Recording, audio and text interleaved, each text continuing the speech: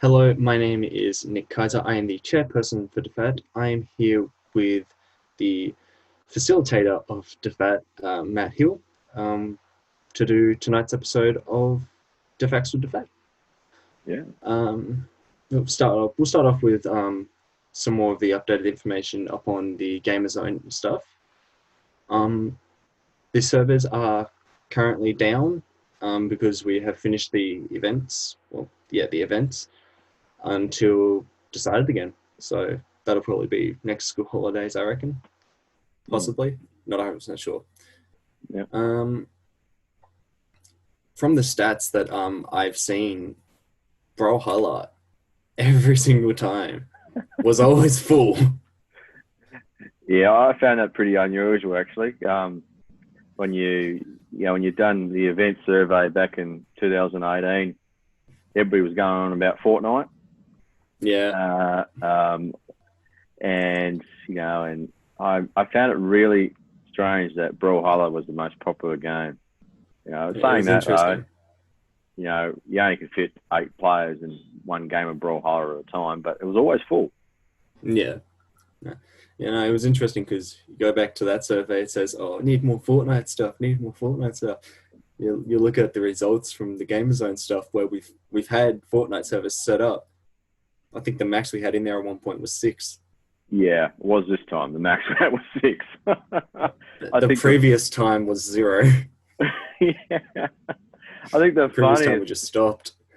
Yeah, the funniest, and that was the first day we had 0, and then even the funnier bit where everybody joined in the last hour because we've had these servers timed, and from 4 p.m. to 9 p.m. And so with Fortnite, all of a sudden, all these people joined right in the last hour.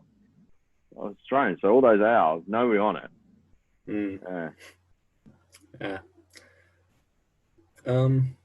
Minecraft was an interesting one because there were times when it'd be popular and times when it wouldn't be. So, that was always an interesting one. Yeah, like Minecraft, I think, not counting Brawlhalla, I think Minecraft was definitely also the most popular. Yeah, I'm pretty sure it was. Yeah, but I think around this time, because this is the 3rd time DeFat's done Gamer Zone. You did it back when COVID first started, and you had to stay at home. And we had really good numbers for Minecraft. Not much for Fortnite, but still Minecraft was a mega hit. At least we got numbers this time. This time. Minecraft was a mega hit, at 30, in the server. Yeah. This definitely. Time, then we had it again in May, and we had Gamer Zone again this month, and so it was lower numbers. Like the max we got in Minecraft was 10. But still, I think that was probably the most popular comparing it to Brawlhalla. I think so, yeah. I don't think anywhere else got close to the actual numbers. Yeah. I don't think anything else was really all that popular. No, it was quite low numbers this time for Gamer Zone. Although that might be because some of the restrictions have been lifted, so people might be going out and hanging out with friends or going to spend time with their partners or something like that. Yeah, it could be. I thought about that too. We talked about that last night at the DeFat meeting as well. I'm trying to explain why it was lower numbers. Yeah, I reckon it's because the restrictions have lifted though, personally. What was the other activity we did during the school holidays, Nick? We did the online Lego robotics sessions. Yeah. If I remember correctly. We also did the Coda Z stuff. If I remember correctly though, originally when we first started up Coda Z, servers were down. I'm really surprised with Coda Z. So we're doing virtual Lego robotics through Coda Z, which is an online platform. And we did a session each weekend in the school holidays, plus the weekend before school holidays. And that was a bit of a trial because the first time DeFat's ever used it, and DeFat got showed by Children's Uni all about it, how to use it. Well, Children's University is the people that introduced it to us. Yeah, except you're right. second weekend when we went to use it, the server was down. So Code Z was down. It was so popular in the first weekend. Worked so well. And I was really impressed because you can see people's progress in the workshop. It also it detects when someone is under certain age limit, so you need to get consent or permission to share information and photos and videos. So I was impressive with that. But yeah, the second weekend the server was down and we had to do a bit of an apology. Yeah. The servers were up for the third weekend though, correct? Yeah. Yeah. Yeah. Hopefully they're up again for the next holidays as well. Yeah. If we do it again. The other thing I was so impressed about was we had a consistent number each weekend booked in because we did the booking through Eventbrite, which DeFat does with their learning activities. But there was 10 booked in each session, each workshop, which is impressive. Yeah, it's always good to have numbers like that, especially if they're maxed out. Yeah. It's always good to see a maxed out number. Yeah. It certainly was. That was impressive. Apart from the server going down one weekend, but hey. We can't control that. We didn't know. No. We did say the apology, and that's really all we could do was inform people. Yeah. But speaking of last night's meeting, last night I presented an award to a former DeFat member for his time being a DeFat member. Because if you join DeFat, if you reach the age limit of 26, which is when you are no longer able to renew a membership, you will be handed a certificate saying, you've made it to the age of 26 as a DeFat member. Last night I handed one to Adam Pierce, who currently holds the longest membership record by 11 months, correct? 11 years. Let's get 11 it right. years. I'm sorry. I had 11. I knew 11. Well, to be technical, it's 11 years. What was it? 11 years, 9 months, and 26 days. To be technical. Yeah, something along those lines. Nah. Yeah. But he currently holds the record for the longest DeFat membership held. So. Yeah, broke the previous record. It was nice seeing Adam, because we haven't seen him at a DeFat meeting for a long time, and his membership ended last year because he turned 26, so he's no longer classed as a youth. Yes. It was nice, and I suppose it's always great to recognise people's contributions and their achievements. Yes. And to be in one group or one organisation for 11 years, it's a long time, and you'll see a lot of things and go through a lot of development. As I got to see with Adam, he went through, developed from a very quiet young person into not so quiet now. He even said that himself when he first joined DeFat. He was a very shy and quiet person, and now he doesn't stop talking. Yeah, those are his words. Those are his words. I'm not exaggerating. Those are his words. And I am the same. When I first joined DeFat myself, I was shy, quiet, and nervous as all hell. But now at a DeFat meeting, I'm chair of DeFat and have been for the past 4 years. Yeah. Well, we'll see what happens at the AGM. See if you continue to hold the record, Nick. I'll be there. I'll be at the AGM. Speaking of which, if I'm correct, that comes up in a couple months. Yeah, it does in September. Which, with the easing of COVID restrictions, it looks like we'll be able to hold the AGM face-to-face, which will be good. So that, once again, that'll be advertised 21 days before the actual AGM, and call for new members or people to renominate. A little while yet, but yep, that'll happen again. It was like last night. It was, to me, quite touching. Agree.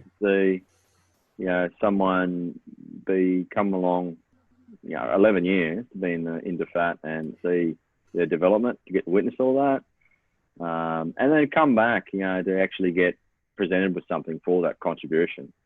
It's pretty touching. And because, look, Adam did say quite some nice, probably moving words about his experiences in DFAT. He did. Yeah. And like I said, I understand where he was coming from, but starting out shy and getting to where he was, because I'm the exact same. Yeah. As you said, you touched on, we touched on membership of DFAT, and I think DFAT is probably always looking for more members, and especially active membership would be great. People attending activities and meetings and helping out with that. Today, DFAT started to do promotion and publicity at schools, and that's one way how I believe DFAT recruits more members. And that's how I came along. Yeah. Well, it's one way. That's how Adam came along 11 years ago as well. Well, it's how I came along. It's how my brother came along. It's how quite a few people joined that, or at least heard of it. I think it's, apart from the social activities and now social and learning activities, I think the second most way DFAT recruits is through doing promotion publicity at the schools, talking to the grades and small I groups. agree. Yeah. So that started today, and DFAT's been unable to do it until today because of COVID. So it felt a little bit strange doing it today, I have to say. Because it's been so long. It's been so long, and I felt a bit rusty talking. Fair enough. Fair enough. So, DFAT started started promotion at St Bridget's Catholic Primary School today in New Norfolk, and we also went to Westaway Primary. Next week is Gonora District School, and also we'll continue with the other primary schools and New Norfolk High School. When the schools get back to DFAT, when it's available. Yes. No, I definitely agree with you, though. It's definitely one of the main ways we do get people to come in and actually join DFAT, because it gives them the opportunity to ask us questions about what activities DFAT holds, what DFAT actually does as an organisation. Yeah, as well. I agree. We've it's a great opportunity for people to get to meet who is DFAT and ask questions, as you said. Yes. Yeah, I agree. Well, we've been asked a number of questions over the years when it comes to our activities. I remember quite a few of them. Yeah. But even not even talking about social activities, and learning activities. We've had questions learning about activities is quite active as well.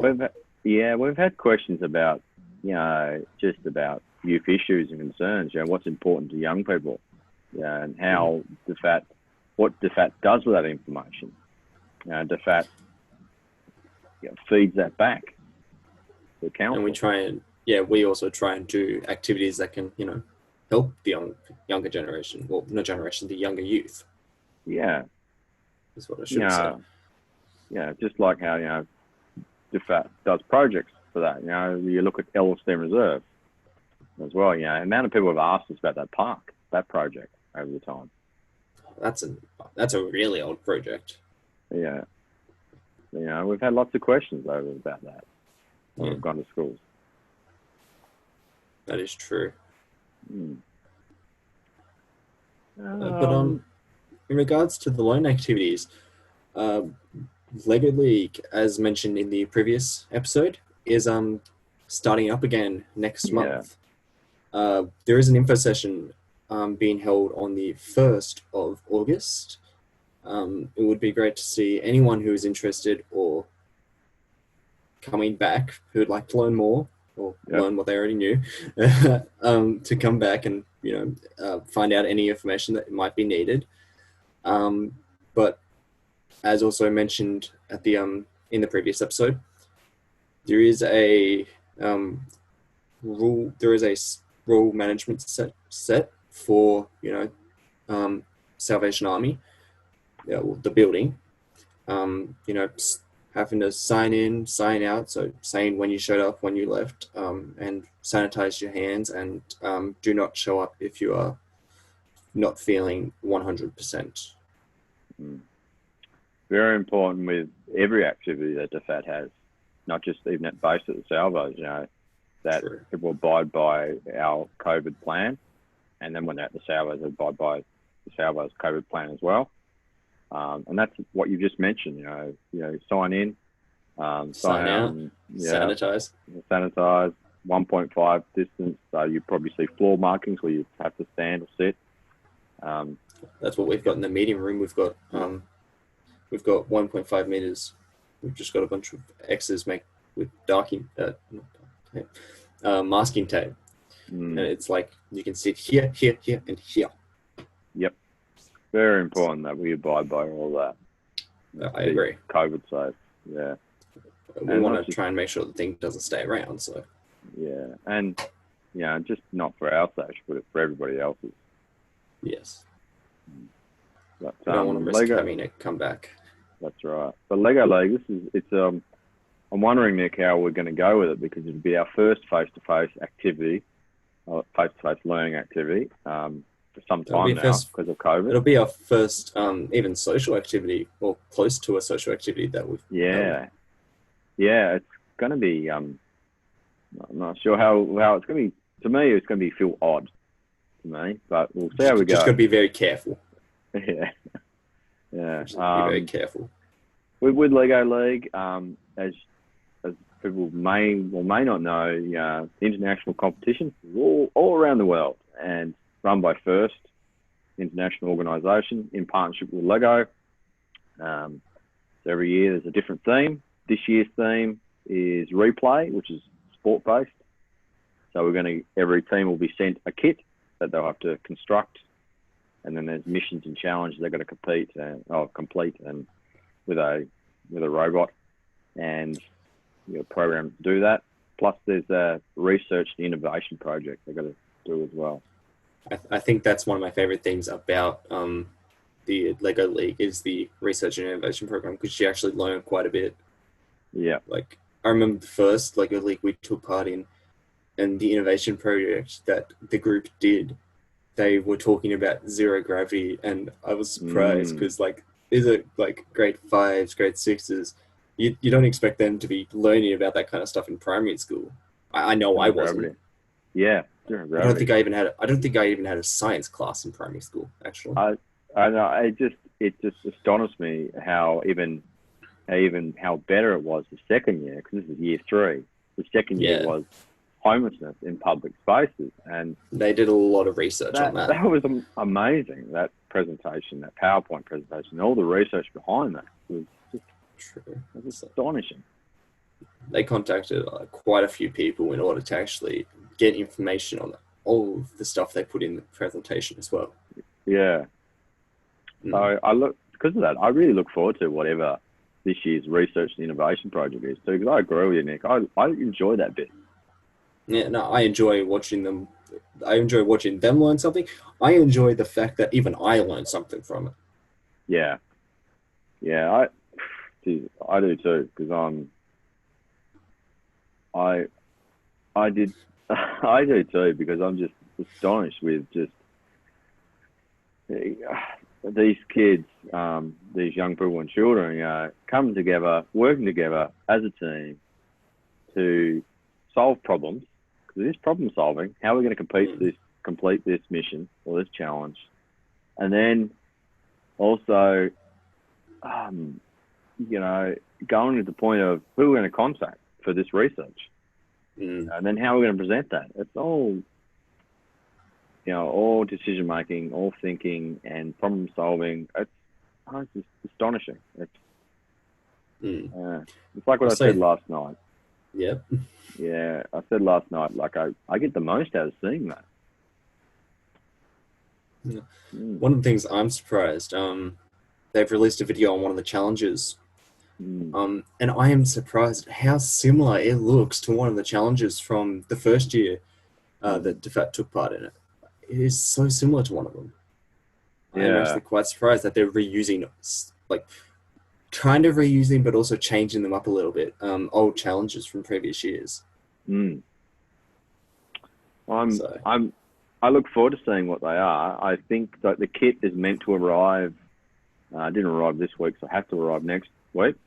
And then I would say that DeFat will probably open at the first session, because we're going to have a 15-week program.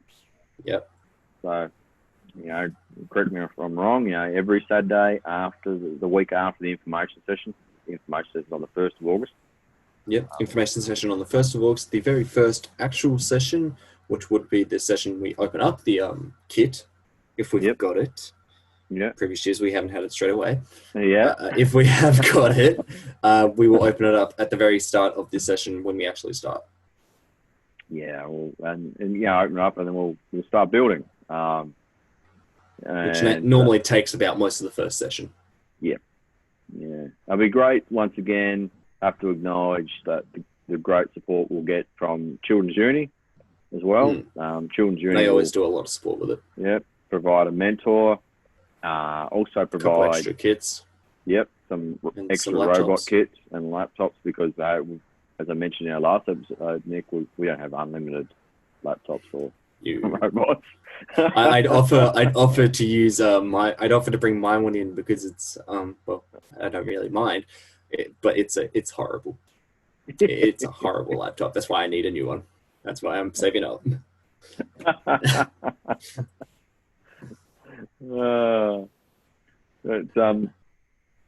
Yeah, I look forward to it. It was definitely a highlight for me last year with Lego League, and we're open to take.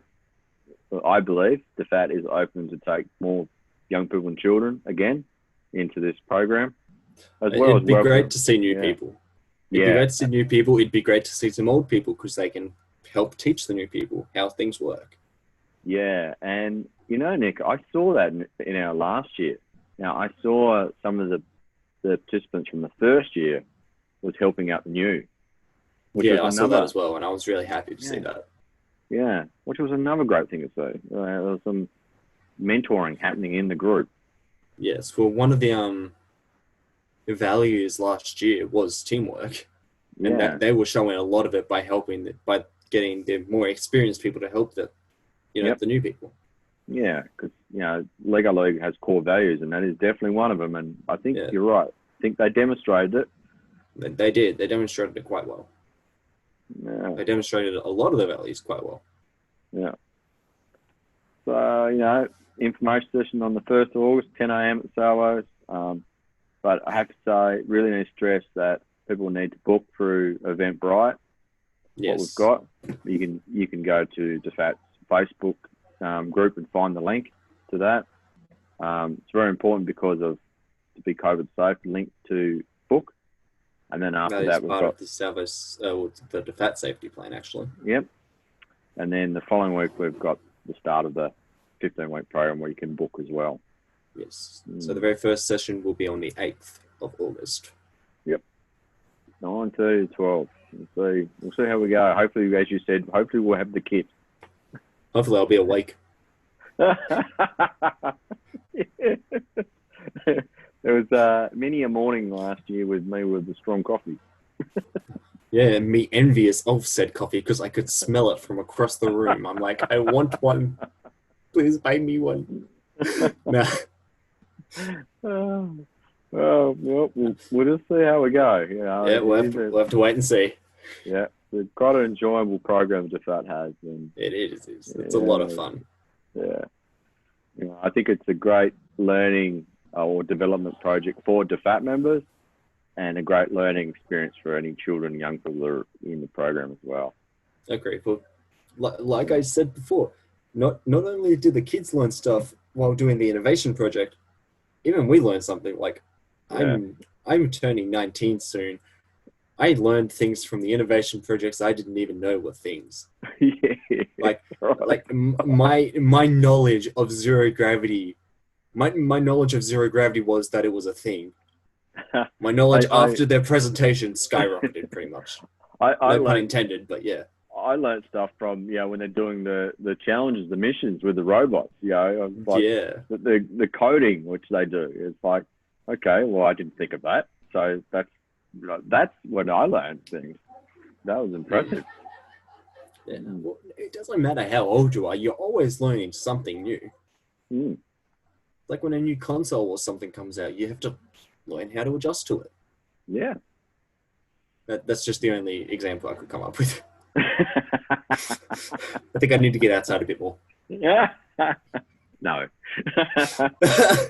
I live in the bush. I'm fine. Nah.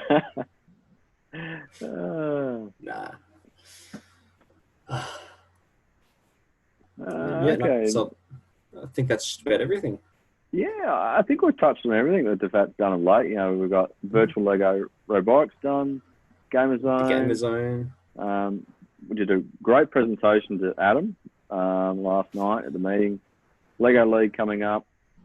And look, one thing I have to mention, if you don't mind, Nick, we also mentioned, we're going around the schools promoting DeFat, but one thing I would like to mention, if you don't mind, is Yellowstone Reserve, which is one of DeFat's major projects. Please. That's oldest. Yep. Please, and everything that's been put in that park, apart from the skate park, DeFat's put in. Now, and DeFat is very active at looking at that park and reporting any vandalism, removing any graffiti on items that DeFat has put in that park. So, but please, if you do see anything, any graffiti or vandalism, please report it. Report it to council. Or look, let DeFat know, because we want to keep that park as clean and as friendly and usable as possible for everybody. Yes, we do. It's not exactly fun when we have to go take off things that can be considered racist or something like that. It's not the nicest thing to look at while, it's meant to be a child-friendly area. It's not nice to look at something that offends someone else. Yeah. I thought we'd touch on that, and didn't want to end on a negative, but I think it's an important thing is that project, because it has got had a bit of coverage of late. So, just to make everybody aware of that project again. But yeah, I think in all of everything, DeFat's been pretty busy, even in COVID. Even in COVID, we've tried to stay at least a little active. Yeah. Yeah. All right. Is there anything else, Nick? No, I think that covers just about everything that we were talking talk about. All right. Yeah. All right. I appreciate the chat. Yeah, I appreciate the chat as well. I always do. Now, thank you everybody for at least somewhat listening to the video, this episode. Don't necessarily have to actually watch it. Pretty much just us sitting here having a chat like we would on a radio show. But we hope you enjoyed it, and we hope you tune into the next one. Thank you and good night.